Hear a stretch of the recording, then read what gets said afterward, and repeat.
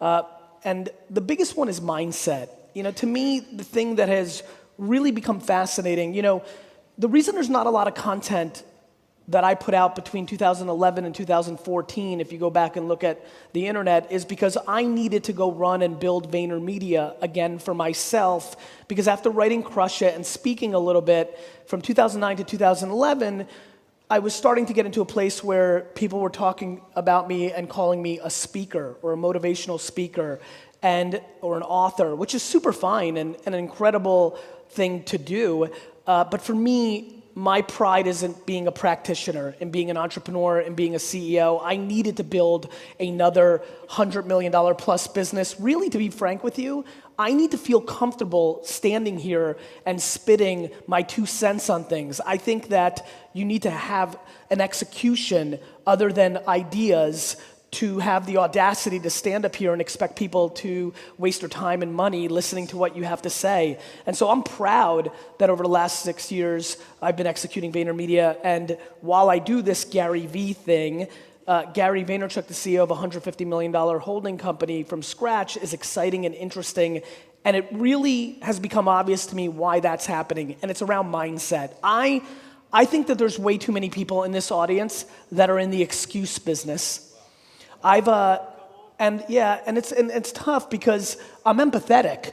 There's always things. You could have 2 parents that were drug addicts. You could have lost your parents in a car accident when you were a kid. You could have had your money stolen to you by a partner. There's so many things that happen in life. I'm super empathetic to it. The ultimate problem is that the market, the world, doesn't care. Right? There's so much dwelling going on, so many reasons why not. And the thing that has been really interesting to me is that if you asked me what works for me, it's optimism and gratitude and positive mindset. Like, it's really interesting. To me, life is pretty binary. It's either black or white. It's either yes or no. And the one that matters to me the most is you're either on the offense in your life right now or you're on the defense. You're either coming up with reasons why not, all this technology, all this stuff, why not, or why yes, all this technology, all this stuff. You're looking at things and you're making a decision. And so for me, a lot of what I've been thinking about is mindset and why optimism works. Literally 7 minutes ago in the green room, I'm on the phone with executives at VaynerMedia. I'm getting texts of a scope that we expected to sign, failed, $1 million, literally counting on $1 million, gone. 0, not happening, right? Another pitch, we were in the final 2, $8 million, didn't get it. Literally in 47 seconds back in the back room, I lost $9 million. And I'll be very frank with you, I'm fucking pumped about it. I genuinely like losing. I like learning from it. I was thinking about why, what happened, where we go, where was the misstep, why. It's really incredible. And look, when you can afford to lose it, and I'm sure people are thinking this, it's easier. I get it. It's not like I lost 9 million, Vayner lost 9 million in revenue. But to me, it's not about anything other than mindset. And so if I got anything out of this, I'll go into the tactics. I'll talk to you about social in a minute. I'm about to tell you why Facebook and Instagram, I did a lot of homework on Saturday about the Australian market on my theses around influencers, Instagram, Facebook, and Snapchat. Let me save you a lot of time. Everything that you've been hearing me talk about. How many people here consume my content? Raise your hands. Thank you, that was awesome. I'm just gonna do that again. How many people here consume my content? Yeah. Okay. So here's what's interesting. Literally everything that I'm spitting comes obviously from an American-centric point of view. That's where I operate. Obviously, we have a UK office. We're looking at Singapore. We're doing other things. But I'm aware that outside of Russia and mainland China, most of this stuff actually works. Maybe there's a couple of different nuances.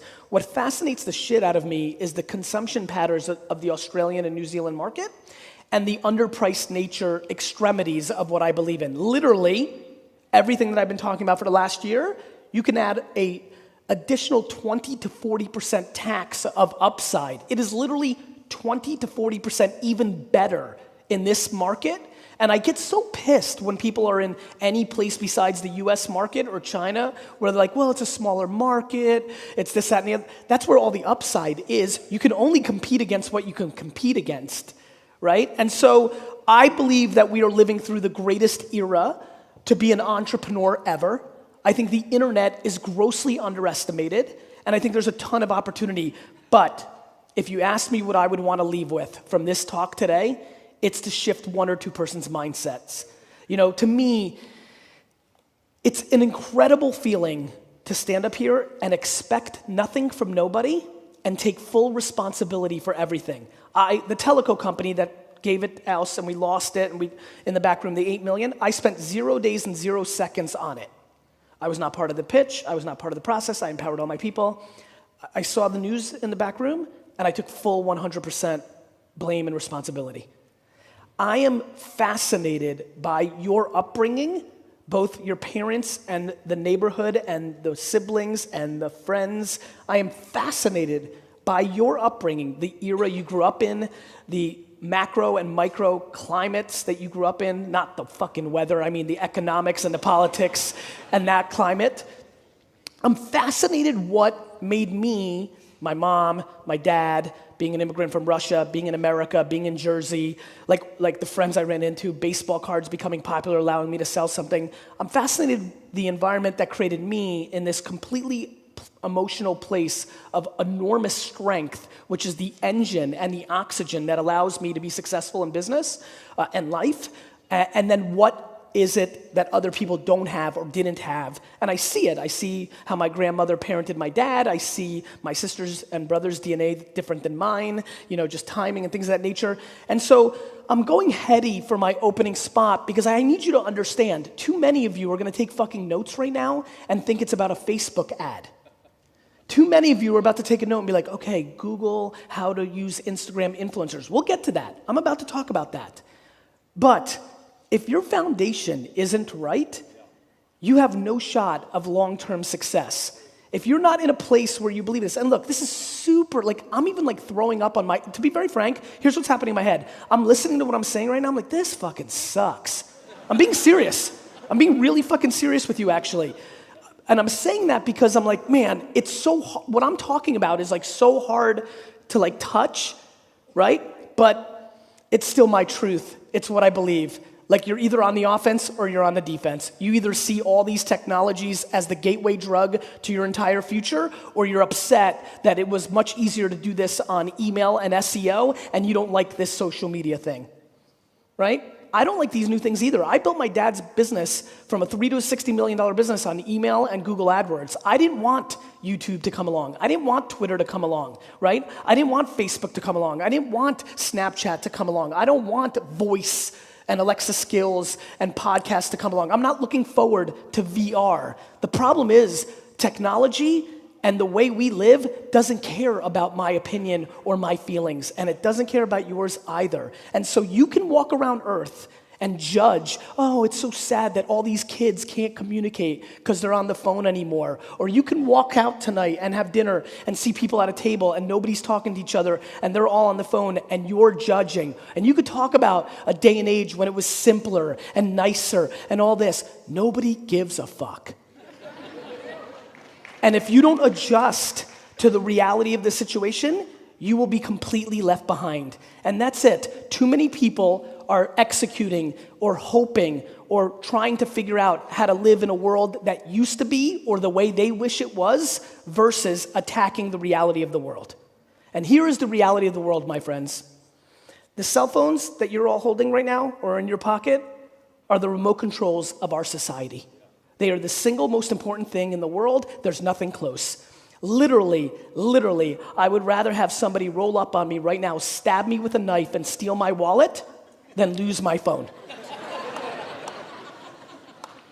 The world is being lived through that device, and you can judge it, you can do anything you want, but that's the reality. And if you sit here today and have any ambitions, professionally, personally, whether you want to sell a course, whether you want to sell a sneaker, whether you want to raise money for the PTA, a nonprofit, get somebody elected, whatever you want to happen in life, whatever you want to happen in life, you first need somebody's attention, and then you need to tell them about it. In the written word, in audio, or video. This is how the world works, and always has. You want something to happen. You need to figure out where the people are to tell them about that thing, and then you need to communicate that to them in a compelling enough way that they do the thing that you want them to do. You can do that in the written word, You can do that in audio, and you can do that in video. That is how it's been. It was called the newspaper, the television, and the radio. Now it's called a blog, a vlog, or a podcast. It's the same thing. Nothing's changed except one thing. Your attention is moving to a new place and leaving an old place.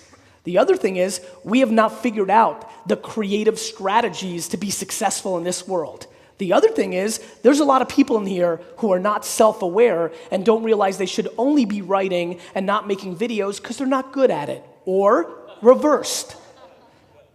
These blanket statements that everybody needs a personal brand or everybody should be doing video, that is ludicrous. What everybody should be doing is deploying self-awareness and figuring out who they are, quadruple downing on what they're fucking good at, and trying to get resources to support the stuff they suck at. I've written four, when she was like, he's written 4 New York Times best-selling books, I literally was laughing as I was about to get upstairs. I'm like, I can't put 2 fucking sentences together if my life depended on it. But I know how to hire a ghostwriter, and I definitely know how to sit down for 9 hours straight and record a book in one fucking sitting, right? You need to figure out how you communicate to the world as an executor. Which medium? Some of you could do all 3. Some can do 2. But watch what's been happening over the last 10 years. In 2015, in 2002 to 4, it was the era of the blog. It was bloggers. How many people here were a blogger from 2002 to 2005 at any point? Raise your hands. So some of these early pioneers, like they felt the impact, right? Right? You were blogging, that was it. That was the medium, WordPress, or even going back further, like it was just a very important medium. YouTube had been yet to be invented. It cost too much to stream video online. There was no video players. Podcasting then came in 2005 and 6, had a little blip, but then right quickly after that, Twitter came out, YouTube came out, and everything shifted to short-form writing and video, right? And then in the last 2 years, audio has risen again. How many people here now listen to a podcast? Raise your hands. How many of those hands did not listen to a podcast 3 years ago? Raise your hands. Hold them up. Actually, you know what? Watch this for visual. We're going to do this one more time. How many people are listening to a podcast now? Raise your hands. I want people in the front to look around, see what I see. All right? An insane amount. Now, of the people that now listen to a podcast, stand up if you did not listen to a podcast 3 years ago. I need you to look around. Because if you want to understand why I'm standing on this stage right now, I didn't say sit down. I'm just kidding. If you want to understand why I'm so blessed to sit on this stage, is I have a unique, uncanny, I take no credit, my parents get all the credit, ability to slightly understand what you're about to do before you think you're gonna do it. And so what I do is when I know something's coming, I have humility, and this is a word that I would love for people to look up, understand, and start really becoming religious about. For all my ego and peacocking, for the ones in here who've been paying attention, it is my humility that has allowed me to be successful, not in the way that I interact with you and being kind, because that's kindness, in the humility that when I believe something new is emerging, I take the perceived risk of going there first, spending countless hours with no clear ROI in the short. You know how many people in here have left ungodly amounts of money because when social came along, they said, well, what's the ROI of Facebook and Twitter?